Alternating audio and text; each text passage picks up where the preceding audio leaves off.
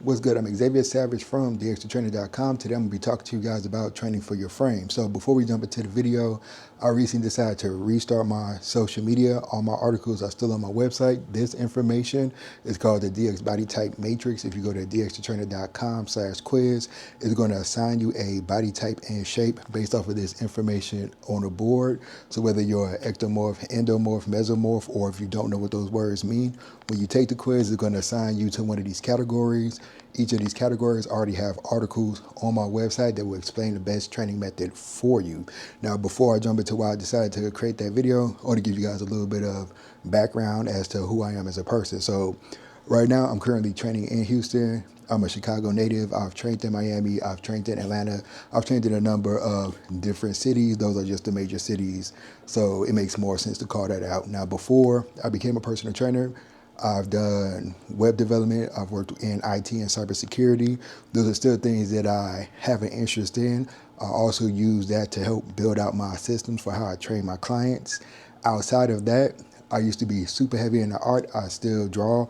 Human anatomy was something that became a great interest to me as a young artist, just based off the simple fact of when you're drawing, you don't want to have things that look cookie cutter. So if you're trying to draw different races, different cultures, different genders, ages, people of different heights and weights, you want to make sure that you can create that and that it doesn't look the same as every other character that you're drawing. Now, with that being said, every week I usually tend to fill up a sketchbook with some kind of human anatomy in it that lends itself to me being able to understand these shapes and create workouts for my clients based off of those shapes. Now, outside of that, if you ever watch my lives, when I do a live, I usually do the art commission for somebody that bought one. And when you see me doing those art commissions, in the beginning, the process looks sloppy. It looks a little chaotic, but at the end of the process, if you stay for the hour, 2 or 3 hours that I'm online doing that commission, that end process is completely different from the beginning. Your workout journey is going to look the same way. Now, outside of that, I'm somebody that's a learner, so as I said, I like to draw, so I have books on drawing. I don't know how well that's going to show up. So the reason that this is important is, again, lending itself to this system on the board. And in terms of the blogs and articles I create for my website, it puts me in a position where I'm able to create a visual narrative as well as a text narrative for people to understand information a lot better. Now, with social media, I'm not a big social media person. I really don't give a fuck about being on Instagram and things of that nature. My website gets a lot of views just through people typing in stuff on Google and it popping up, and I'm able to sell products and different things of that nature. But at the same time, all the social media stuff is pretty much the future, so I do have to start leaning into that. Now, being an adult learner and somebody who has to convey a lot of different information, I read books that lend itself to making sure that my biases don't get in the way of me being able to get my clients results. And some of the things that people consider subjective or stupid, such as self-development, goal mapping, things of that nature, is something that I pride myself on learning, because when you're dealing with different people with different personalities, you have to be able to appeal to them in a way that's not you pandering to them, or it's not a way of you speaking down to them. So if you look online, there are a lot of trainers who are dead set in their philosophies, and there's nothing wrong with that. And there's a lot of people who are drill sergeants, or a lot of people who are fake cheerleaders, and pretty much training with them either becomes a boot camp or training with them either becomes a adult daycare.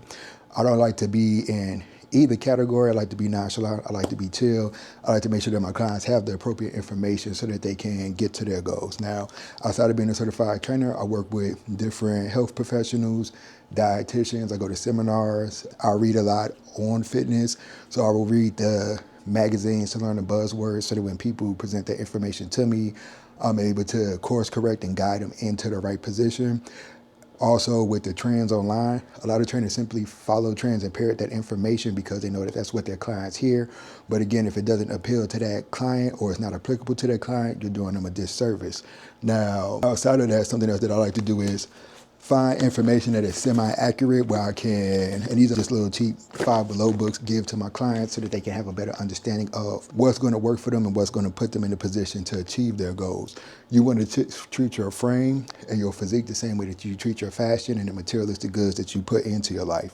Because at the end of the day, while people try to curate the perfect wardrobe, your physique is the most important piece in your wardrobe. Is what you're going to drape those expensive clothes on. And if this is not put together, it doesn't matter how high fashion piece of clothing or garment is. People are going to look at you and be like, that's nice that you can afford that, but is that appropriate for your physique? Now, with that being said, I'm going to jump into some of this information on the board and wrap things up because I want to try to keep this video under 10 minutes. I tend to be a little long-winded at times. First, most of the time in fashion or just in life, you heard people describe themselves as having a hourglass shape for women, V-tape shape for men, a pear shape for women, a square wide body for men, different things of that nature. I decided to create this system and philosophy for training so people can get a better understanding of how they need to train for their goals. Two women that's the same height but completely different shapes have to do completely different exercises, the same with men as well. Now there are going to be some movements that have carry over, but your workout is not going to be 100% the same as somebody else if you do not have the exact same build. Another way to look at it as well is that people who are the same height and same shape, if they have different limb lengths, they're going to have to perform exercises in a different manner. Now, 5'11", 6 feet on a good day, 5'10" on a bad day. I have long arms, I have long legs, I have a short torso. So for me, my abs are always going to have nice definition in them just based off of how my stature is. My legs, people would say, oh, you need to train calves, so you need to train legs. If I lift my leg up and flex it, the leg is there. Now, in terms of muscle insertions, my calf goes from here to here. Some people calves go more to the middle of the leg. Some people calves go all the way down into the Achilles. The same can be said about your biceps. When I flex, I don't have that much space between my bicep, so I'm going to have a longer space and more muscle to fill in. But somebody who has more space in between their bicep, if they flex it, they might have a peak, but their arm at rest will look like they don't train their arms. Now, with that being said, that same logic applies to men with the bench press. Again, using myself as an example, I have long arms. The bar has to travel a longer range of motion, and that's going to yield completely different results for a guy with shorter arms can bench press 185, 225, and it's going to put a lot of mass on his chest because the bar doesn't have to travel that long. His chest insertions are going to be completely different from mine, so it's going to lend itself towards him being able to build a good chest, and for him, the bench press will be a pure chest exercise, whereas somebody with longer limb length is going to have to do the bench press and variations of different chest exercises in order to fit their chest in. Now for women, since guys tend to focus on their upper body, women tend to focus on their lower body. Some women can just do a barbell squat and it's going to build their legs and their butt. Some women can do glute bridges or hip thrusts and it's going to build their legs and their butt. Some women are going to have to do variations of those different movements to get the same results because, again, based off of how you're built, it's going to dictate the type of exercise that you should be doing. Something else to consider is that a lot of times women will work out with a guy, and if the guy's only doing upper body exercises, depending on the shapes that a woman falls into or the category she falls into, is going to dictate what those exercises do for her. Now, a lot of times people do themselves a disservice, and women feel like they end up getting bulky from lifting weights because you're probably doing exercises that lend themselves more towards a man's physique, or you're probably following a female fitness influencer that doesn't have the same type of shape and build as you. So you're doing yourself a disservice again as well. And a lot of guys who also say that they don't want to be bulky or they don't want to be sore, or they don't want to sweat when they work out, and they want it to be fun and a bunch of other corny and lame stuff that's going to prevent them from being able to get in shape. Depending on where you fall at in these categories is going to dictate the type of exercise you should be doing for yourself. Now, again, like I said, when you go to my website, dextertrainer.com/quiz, and you take the quiz, it's going to automatically generate which category you fall into. There are articles for those different body types on my website. I'm going to make individual videos as time goes on explaining the different body types. Once you know what your body type is, that's where you want to get your information from. And you also want to find fitness influencers and people that actually look like you so that you can get the type of results that you're looking for. Now with me, when I became a personal trainer, making sure that I had as much information as possible put me in a position where I never wanted to give somebody misinformation, and I always wanted to make sure I had the most accurate information as possible. Outside of that, people have different backgrounds. I've trained doctors, I've trained lawyers, I've trained people in corporate America, I've trained celebrities, I've trained high school athletes, collegiate athletes, professional athletes. I've trained moms that had their kids 5 years ago, women who just got cleared from the doctor to actually come in the gym and train, women that's perimenopausal, have menopause, postpartum depression, a bunch of different categories: your hormonal balance and a number of other factors outside of your age and what you think you should be doing is going to dictate what your exercise program should look like. I've trained people with unlimited resources and time, people with very limited resources and limited time. So what I had to do was make sure that no matter who I was training, I was in a position to give them as accurate of information as possible and create a narrative and strategy that was going to actually work for them.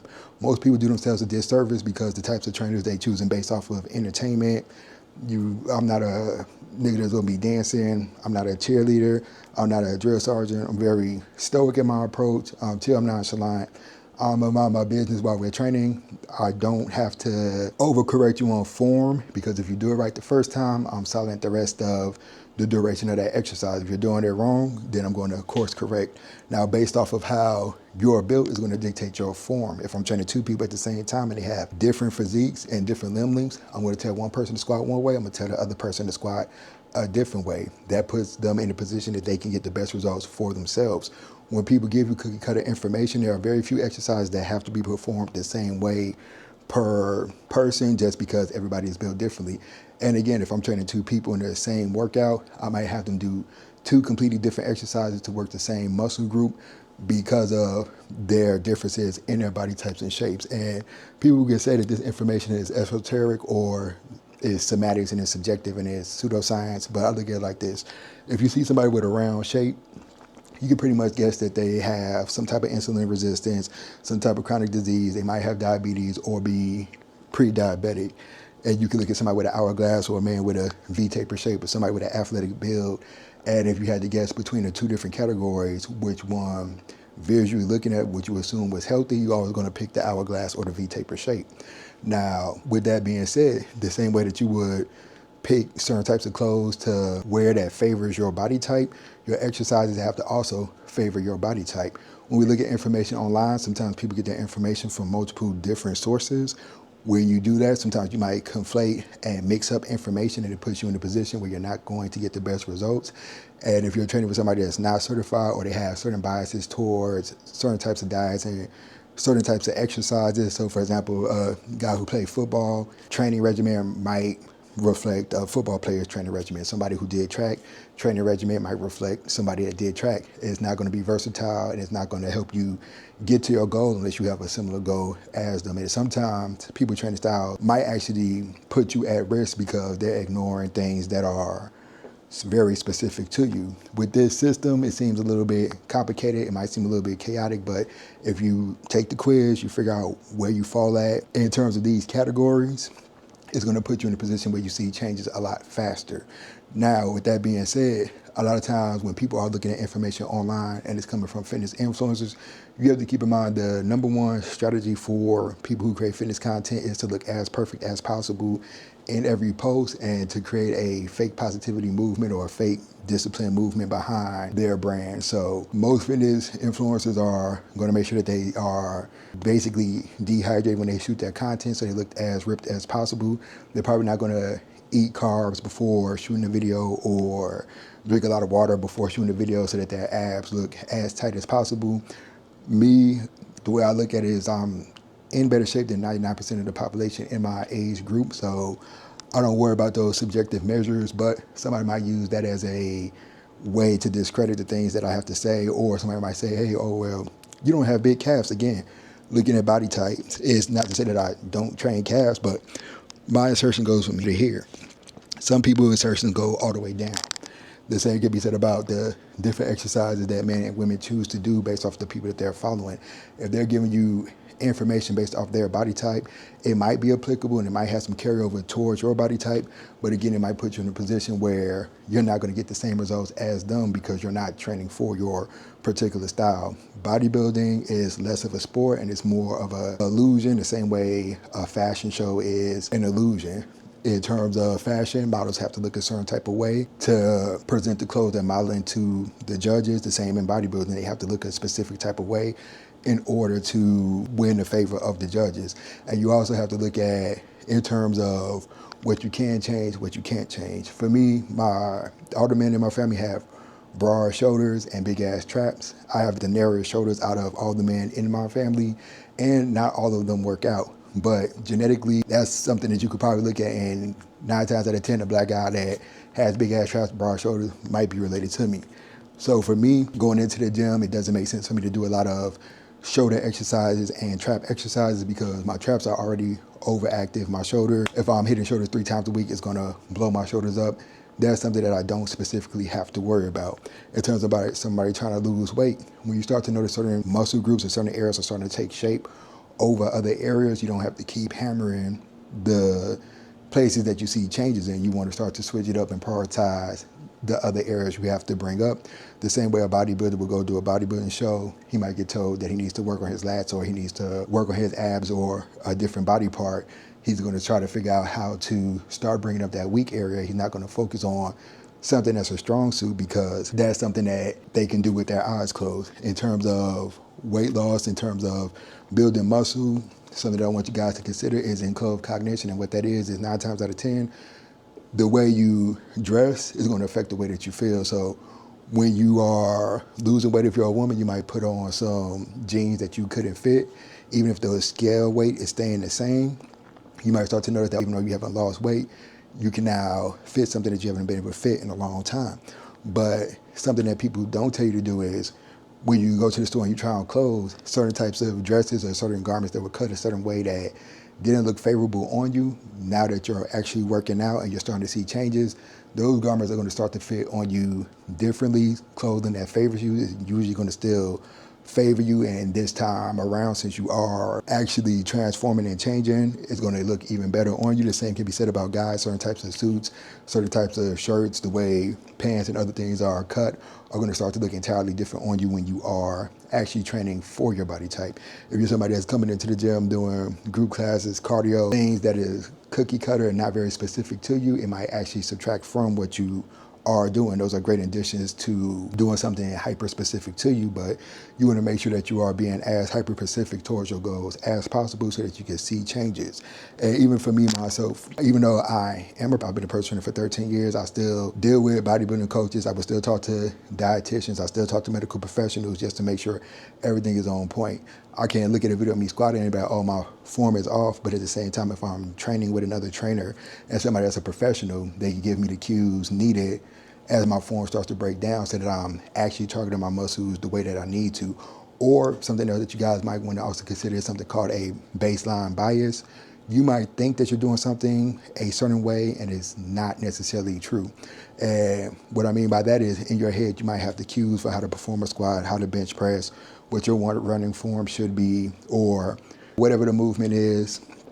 You might think that you're actually doing it right and see yourself on video and realize that you're not performing that exercise correctly, or somebody may critique you and give you a better way of doing it. But most of the time, because people have done their research, they feel like what they know to be true is true and what the other person is saying is bullshit. Again, when you have those biases, you don't realize that you're actually probably doing yourself a disservice. Now, the other way the baseline bias works is as you start to transform, you're not going to see the transformation 9 times out of 10 because you see yourself every day. Your family and friends see you every day 9 times out of 10, the same way when you were a kid and you would see family members or your parents would bump into a friend at the grocery store that hasn't seen you in a long time. Those people can say in great detail how much you've changed since the last time they saw you because they don't see you every day. When you're on your weight loss journey or your transformation journey, you might not notice the changes that much. You might see the number on the scale and get flustered and think you're not changing, but you actually are changing. And looking for, I guess, validation from people around you. Most of the time when you are on the fitness journey, people will critique you and say that you're wasting your time. They might say personal training is a waste of time, or paying for gym memberships is a waste of time, or there's a number of different things that are disparaging that people will say towards you achieving your goals. But when you start to look at the different ways that you can stay on track and hold yourself accountable, it becomes a lot less frustrating when you know that you're an hourglass shape, so I need to perform these type of exercises. Or if it's a man, I'm a V-taper shape, so I need to perform these type of exercises to get my results, because the number on the scale and how you actually look in real life are going to be two different things. 9 times out of 10, people think they need to lose 40 or 50 pounds, which may be true from a health standpoint, but in terms of what they would look like visually, sometimes it might be more, sometimes it might be less. Sometimes if you're in oval shape and you think you need to lose 30 pounds, but you get down 15 and you've been doing the appropriate exercises, you might be happy with that result. It might also change your biomarkers in terms of your blood work when you go see your doctor and do a number of different things for you. Again, using clothing as an example, a lot of people will carefully curate their closet, but won't carefully curate their workouts. A lot of people care more about the fashion brands that they wear versus how their actual body looks with those clothes on and with those clothes off, because we've all seen people who had on nice clothes, but they didn't have a nice physique to match, and that's shining through. And you also see when people do the things to try to course correct having a poor physique, such as the waist trainers for women, and a lot of guys wear the waist trainers or the things for posture and a number of other things to try to hide the fact that they're out of shape versus actually doing the things needed to get in shape. That's all I pretty much wanted to touch on in this video. I was trying to keep it under 10 minutes. I'm pretty sure I'm way over that.